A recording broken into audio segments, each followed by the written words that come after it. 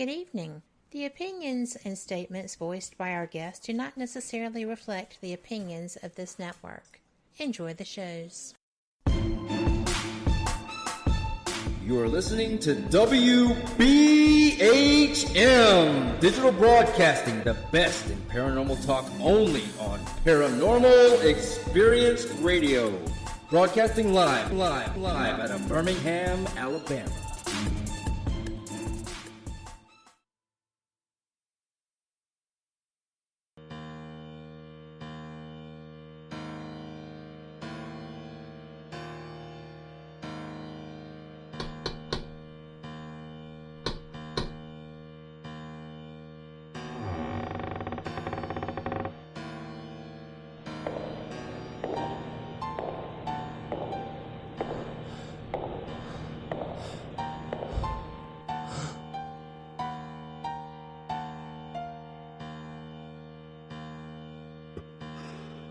We've been expecting you.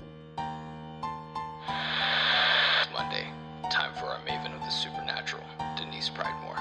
This is the Paranormal Pride. Join to listen and chat live on WBHM-DB.com or Spreaker app. Search WBHM-DB every Monday at 7 p.m. Central for your supernatural paranormal fix. Welcome to the Paranormal Pride, where the show is about the guest and the listener.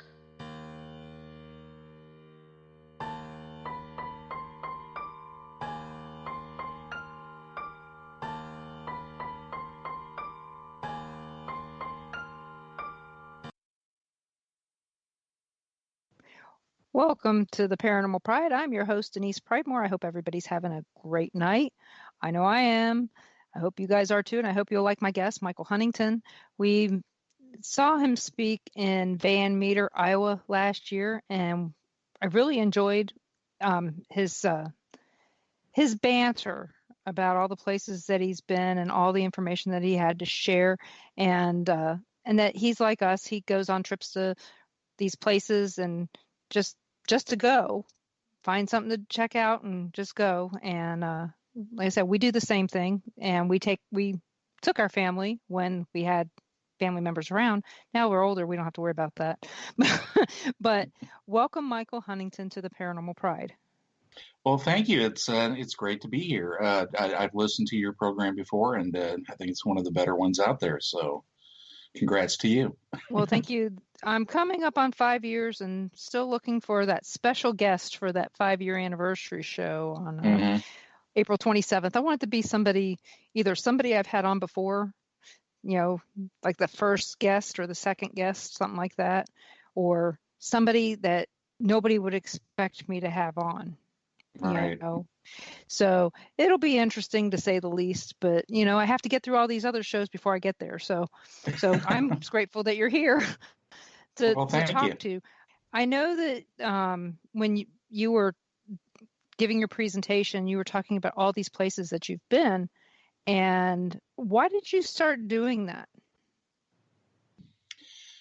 Well, I'm in my 50s, so you get to that middle age point to where you start wanting to, you want to do some of those bucket list things. You want to see some of those places you've always wanted to see. You've always wanted to places that you've always wanted to go.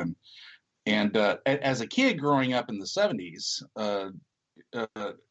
pretty much UFO, paranormal, ghost, ancient astronauts, all the weird stuff that I cover in my blogs and in my writings was very prevalent in the culture back then. And I grew up around that. I grew up reading Daniel Cohen and Jacques Vallée and J. Allen Hynek and Lauren Coleman and, all the guys that make, UFO, cryptid, ghost type stuff. And even as a kid, I wanted to, when I'm reading about the Kelly Hopkinsville encounter or, the Roswell crash or whatever, like anybody who's intrigued, you kind of want to go there. You want to check it out for yourself. And I'm from Missouri, so it's Show Me here in the Show Me state. So I've always sort of had that in my mind that if I ever had the wherewithal and the means to to visit some of these places, I wanted to do so. But also, as somebody who has been a researcher, more so UFOs than anything, I've been active in research since I was a kid. Now, probably like 7 or 8. Now, a lot of people would grow up around this sort of stuff, but I was an obsessive kid that sort of took it to a different level. I actually, like wrote to these people that were in the books, and I joined organizations. I hounded the Aerial Phenomena Research Organization, which was one of the top groups. It's not around anymore, but it was one of the top UFO groups back in the 70s. I hounded them to let me in, even though I was a kid, and they sort of acquiesced and made me an associate. But, even as a kid, I was immersed in this stuff. And one thing that I noticed as, we got into the 90s, into the internet age, that there was a lot of good information out there, but there was also a lot of bad information. And a lot of the bad information relative to paranormal cases was just, facts beyond the facts that are regurgitated, very little original investigation on site at locations occurs. People will write about the Kelly Hopkinsville encounter or the Dofos landing or, the Ravenna car chase or whatever, but nearly nobody is going there years later, decades later, following up on some of these classic cases or cases that were popular at a certain time, but have kind of lost their recognition, so to speak. Such as the Stanford abduction from 1978 in Kentucky. That was actually it's actually considered one of the top 3 abduction cases of all times, and it was a very big deal back when it occurred. All of the organizations were involved, all of the major players, the research organizations, everybody you can think of was involved in this case. It was on the front of the National Enquirer, so it certainly had an impact upon the popular culture. But there's pretty much nothing has been done with a lot of those classic cases and those underreported cases over the years. So I took it upon myself about 5 years ago when I began a research project on Google to, pinpoint locations, phenomenological locations. That's what I call it. Anomalous areas, anomalous locations. And under that umbrella, UFOs fits, ghosts fits, cryptids fit, So I started doing that. And it took about a year to get about 500 pinpointed down, onto GPS. And when I say pinpointing, I'm not saying, here's Lubbock, Texas. This is where the Lubbock lights took place. I mean, I'm trying to do the research at a level to where, okay, this is where the person stood. This is where the object was seen or the anomaly was seen. I want to try to get that level of, because I think, if you can know your dates and the narratives, the stories, which, a lot of good researchers do, but, they don't know the details of the cases. And I think by doing that, by doing this, what's called liminal cartography, I think is the term that they're using now for a lot of these paranormal things. Yeah.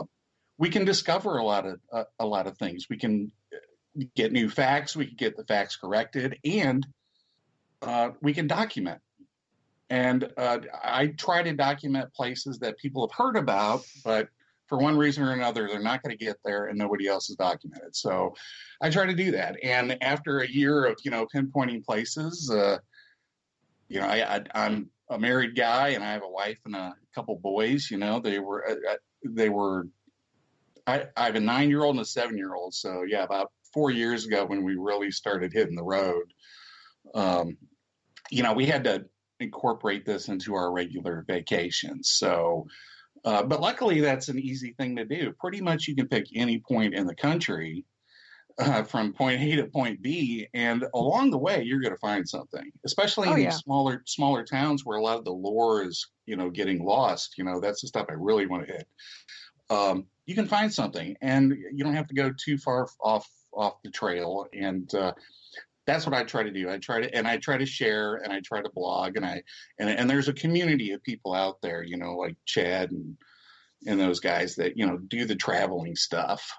Yeah. And it's sort of a culture. It's like we're not just collecting stories. We're not just telling stories. Certainly there's storytelling that's part of it, but we also have to document, and we have to go back and we have to see if there's anything that we can experience as well. Right. Because if a place is a location where this has happened over a long period of time, then that stuff should still be there if there's some sort of causative element, that ties it to the locality.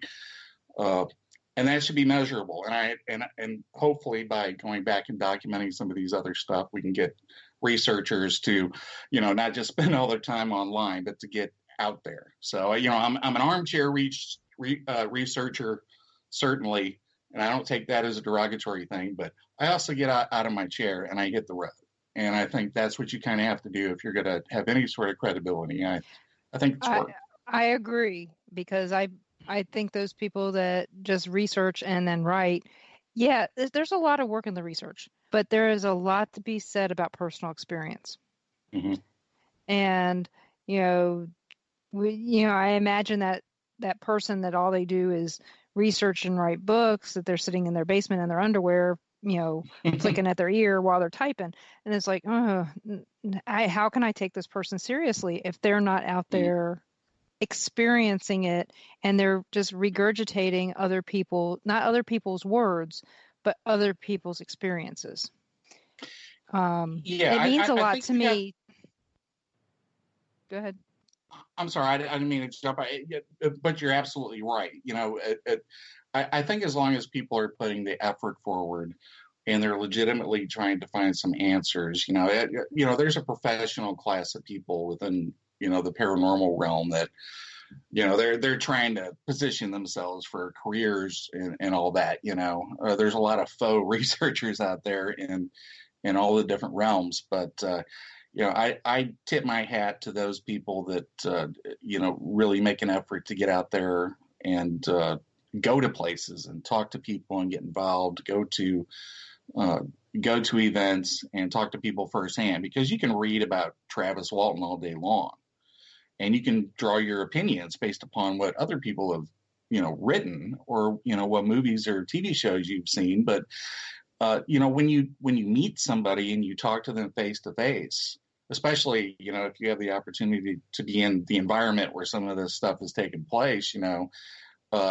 it makes you think outside the box a little different as to what may be going on. And that's what we need to do. And, not just accepting things, not just, having everything in a belief system, but taking all this and encouraging other people, especially those with more scientific and academic backgrounds and people of influence, to try to look at some of these mysteries, which I think some are solvable. I don't think there's one overreaching phenomenon. I think there is as many answers to these mysteries as there are the mysteries themselves. And it cannot be just one thing. So there's a lot for us to do. There's a lot of mysteries to solve. There's ways that, evidence can be gathered, but the way you do that is you got to get out there and hit the road. You got to get a little dirty and find it. And, like we drive to Vegas a couple times a year. Mm-hmm. So we have a lot of opportunity to check out the strange and unusual between Kansas City and here and there, depending upon what route we take, and, I've gotten my husband, it used to be, we got to get from point A to point B as fast as we can. The kids are sleeping. We got to go. We didn't stop and do anything. We stopped at McDonald's for the kids to play, get them back in the car and get moving, Mm-hmm. And as I started traveling with the kids by myself, I couldn't do that. I couldn't travel from point A to point B without stopping somewhere and getting them out of the car and all that. So that's when I started finding, well, I started finding the things off the highway because I would drive from here to Eastern Kentucky, which is not far from Stanford, because we went right by Lexington and it's south of Lexington.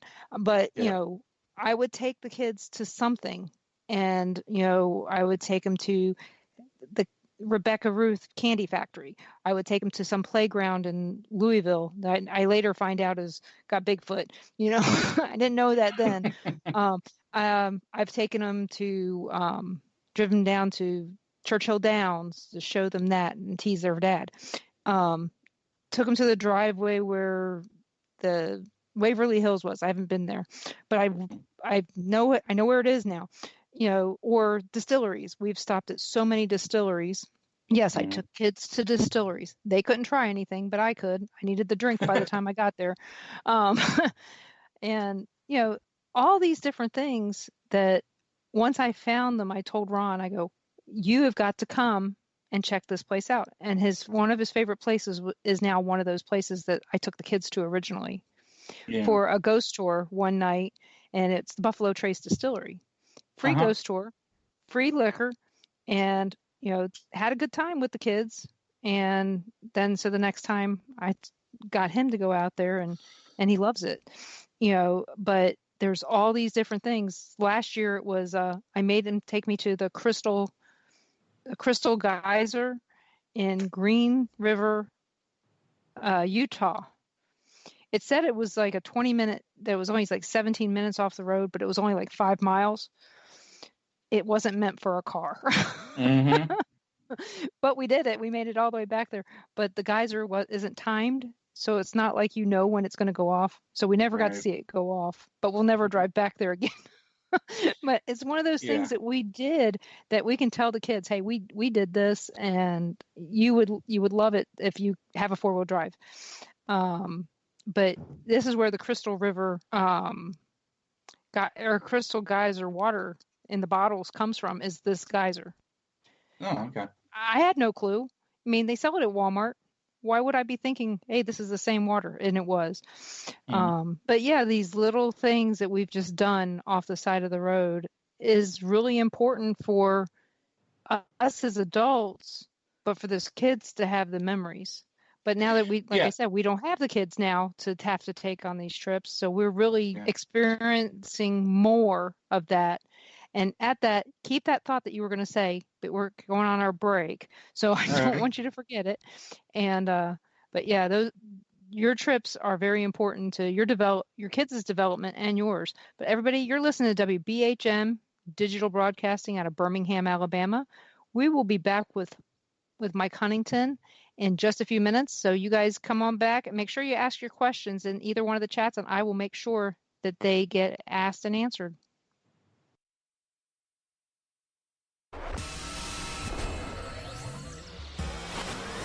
You are listening to WBHM Digital